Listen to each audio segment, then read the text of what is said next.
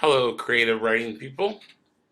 I'm hoping that everyone got done with their personal narratives. I've read a couple of them so far, and I'm pretty satisfied with what we did. And so now we're gonna move from nonfiction to fiction, and so we're gonna start our short story unit. A couple things before you begin watching the rest of this video is I would like you to set up a folder in Google Drive, okay? Even if you use Evernote or Kingsoft, I really want you guys to be using Google Drive for this assignment, okay? That way, one, we're all on the same page, and two, the sharing for it is done well, okay? So what I want you to do, I want you to go to Google Drive. It is under My Resources.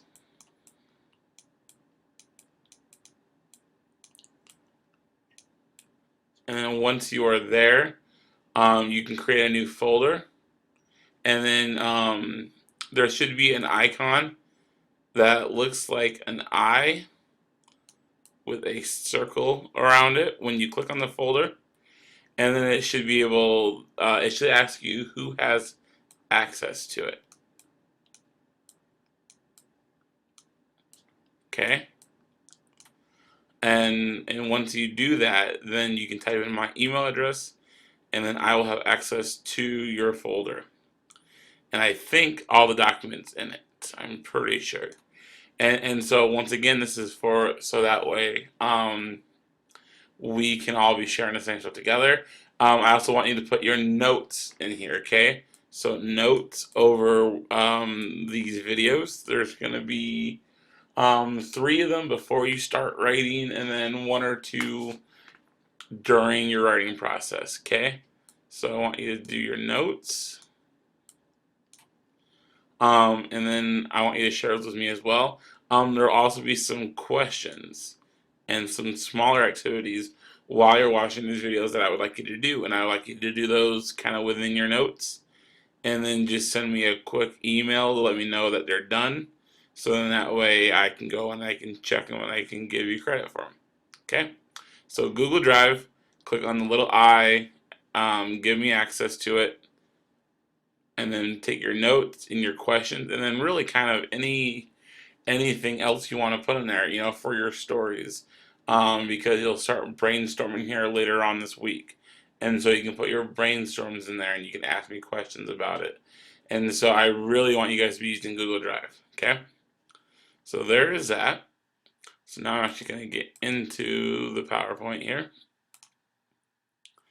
And so the first part is actually understanding what a short story is, because for you to actually write one, you have to understand what one is. And so a definition of it could be a brief work of fiction, so a short story. Typically, the short story is under 30,000 words. Which is, roughly like 50 some odd pages, normally 50 to 60. They're usually not published on their own. Normally it's a set or an anthology of short stories. And when you compare this to the novella or the novel, so this one has usually 30 to 50,000 words, is typically a novella. Um, I don't know if any of it were in a couple of you were in my Great Books class, and we read Heart of Darkness. That is typically considered a novella, not a novel. And a novel is 50K and up. And it also depends on what kind of genre you're writing for as well. Young adult novels, especially ones for like who are just starting chapter books. This would be way like enough for a book like that. Whereas for an adult novel, it wouldn't be. So yeah, so there is your what is a short story. Okay. So here are the parts that you need to know, and I want you to write these down because we're going to do an activity with these here in a little bit. Okay. And so we got title, the beginning, the middle, the end, setting, characters, and theme. And I really want you to take some notes over these, okay? So that way, when our activity starts here in about, 10 minutes probably, you'll be able to read a short story and then fill in all these things and like what they are, okay? Along with some other questions. All right. So the first one, the title. A title, as you know, can be any length. It can be from a single word to a long phrase. In English 11, we read the short story Spunk by Zora Neale Hurston. That was like right before Great Gatsby.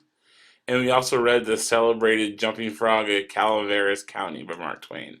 I think we read that one before Huck Finn. So I mean, yeah, this one's got one word in it. This one's got 7 words in it. So it just kind of depends on what you want your title to be. Normally, for a short story, it will provide a glimpse into the story that follows. I mean, unless your whole point is to make it mysterious. I mean, there's no. I mean, you wanted to do it like this, okay? You guys read George Orwell's A Hanging. Um, that was literally what it was about. It was about a guy being hung. So, all right, so that's the title. Moving on to the beginning. Uh, the beginning for a short story is different than a novel. A novel, about of the first fourth of the book, is used to like set up the characters, the setting, and then introduce your conflict. Then, the beginning for short stories is a little different because you have to hook your reader right away. Especially if you're writing a short story, that's 8, 9 pages. You don't have a lot of room to work with. Okay. It'll also be the introduction to your readers, and the ending of the beginning is up to you and how you do it. But it should hook the reader to your story. That's the most important part, is that it hooks the reader. And if you want to go back to the video we did for creative nonfiction about beginnings and endings, that'll really help you out, I think, because you would start your short story the same way that you would start your creative nonfiction. Okay, moving on. The middle. Before you write, you should always have a plot. The middle is where the plot unfolds. The conflict, which we will talk about in more detail later on, will intensify and your hero will be tested. And when I say hero, it doesn't have to be like a superhero. It can be, a regular person. It's what we call a protagonist, and I'm not going to write that. But a protagonist is the main character of your story and what they're trying to do. Okay? And then the end is the resolution of a story. It doesn't have to tie up every loose end, but it must leave the reader satisfied or wanting more. The promises you made in the beginning and developed in the middle should pay off in the end. If you have your your major plot here, and then you have your kind of subplot here, and then here a little bit, and then here, you need to have an end to it as well. You can't just leave the audience hanging. Well, what happened to this character? Or, maybe there's a conflict between these two characters within the bigger conflict. And, did that get resolved? What happened there? So make sure that whatever you start here, you finish here. Okay? All right, the setting. We've gone over settings so many times that I hope you know that it's the where and the when of your story. The where and the when of a story. Make sure when you're doing this that you are specific and that it's well thought out. So, you know, you could say, oh, it's in Florida in, in 1974. Okay, well, that's fine that you have that. But, for this, is it in the fall? Is it in the spring? So be specific. How you describe your setting in the winter will be different than how you describe it in the fall or in the summer or in the spring. And so make sure that you kind of know the exact date that you're doing it. You don't have to say it in the story. You don't have to say it with a warm and sunny Saturday afternoon in, April 9th, 1974. You could just stop it. It was a night, a warm summer afternoon, and then you can use clues to kind of give us a hint on what the year is, and that way you're more specific. Okay. The characters are the actors who inhabit the settings, and so we got two types here. We got 3D characters and we got 2D characters. These ones are going to be more your protagonists.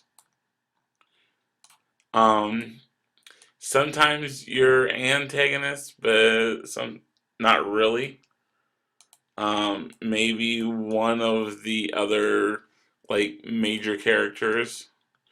Pretty much they're major characters. And they're gonna change throughout your story. So you guys have all heard of the plot diagram, I'm hoping.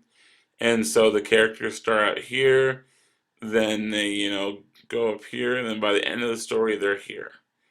And the reason that this part never goes any lower than here is because your character should have grown. Now, there are definitely stories out there where the character doesn't grow or doesn't have the ability to grow as a character. And that's okay as long as there's a reason for it. There's a reason that they don't evolve and they don't become better people. Okay?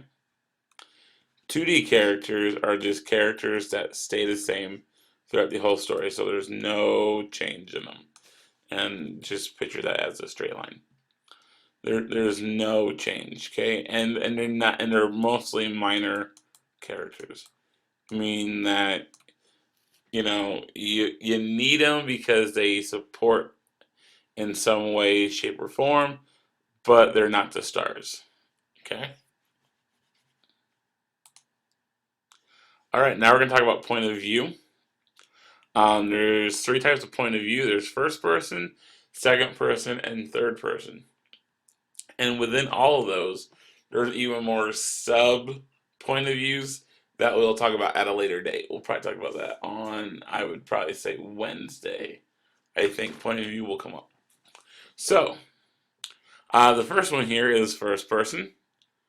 This is where a character narrates the story. And they use the first person pronoun I.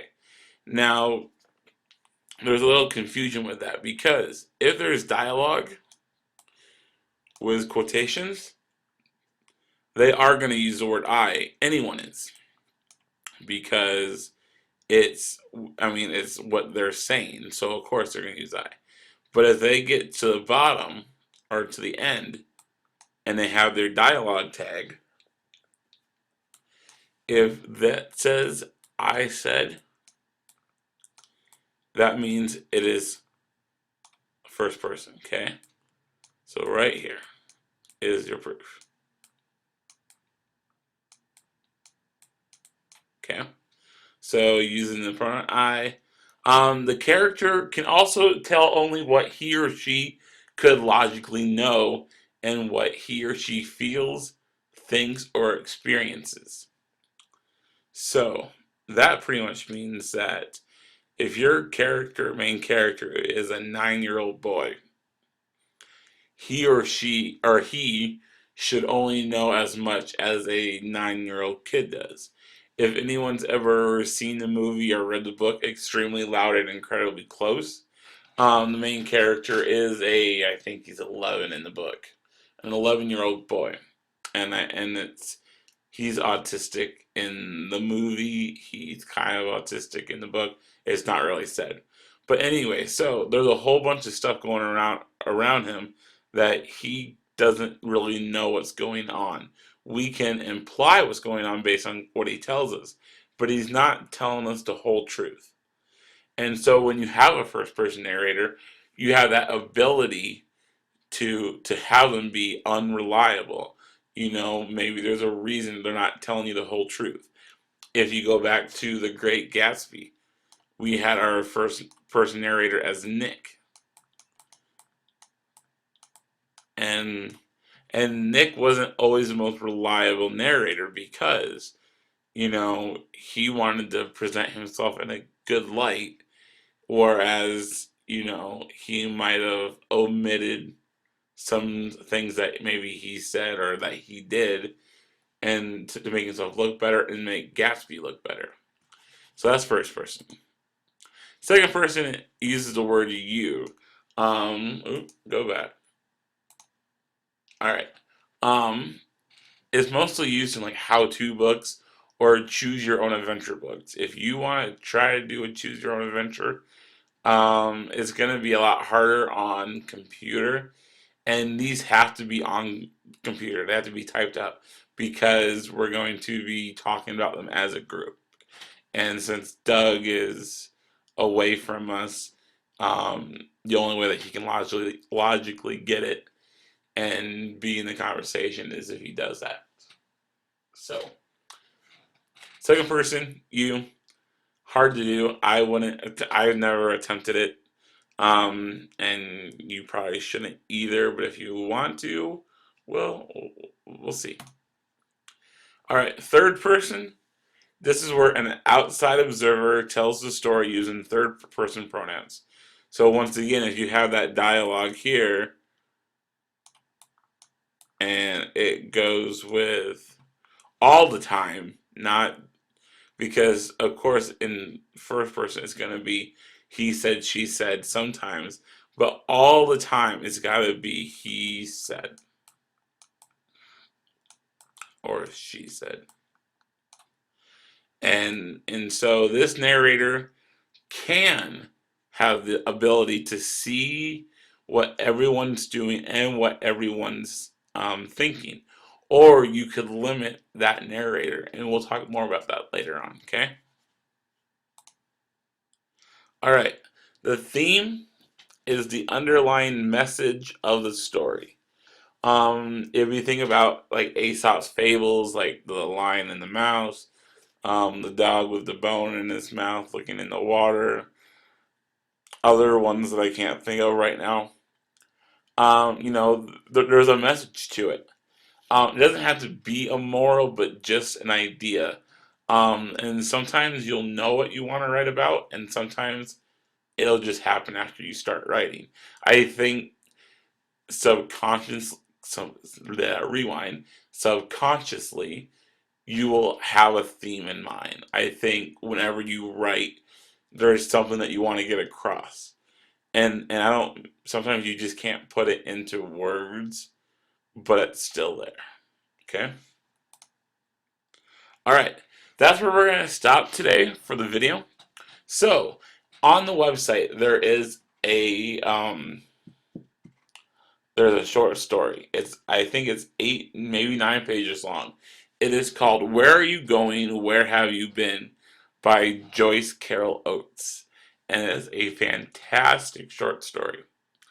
And so there's going to be an assignment attached to it. Okay, so go to the website and look for that. Okay. So, and then once you're done with that, it'll be in your Google Drive. Just send me a quick email saying, "Hey, I'm done," and then you can go on to the part 2 video, which will be developing your story idea. There's going to be a little bit of an assignment with this one as well, so make sure that you have your Google Drive ready to go. Okay. If you have any questions, let me know, and I'll be looking forward to seeing you guys watch this in class. So thanks.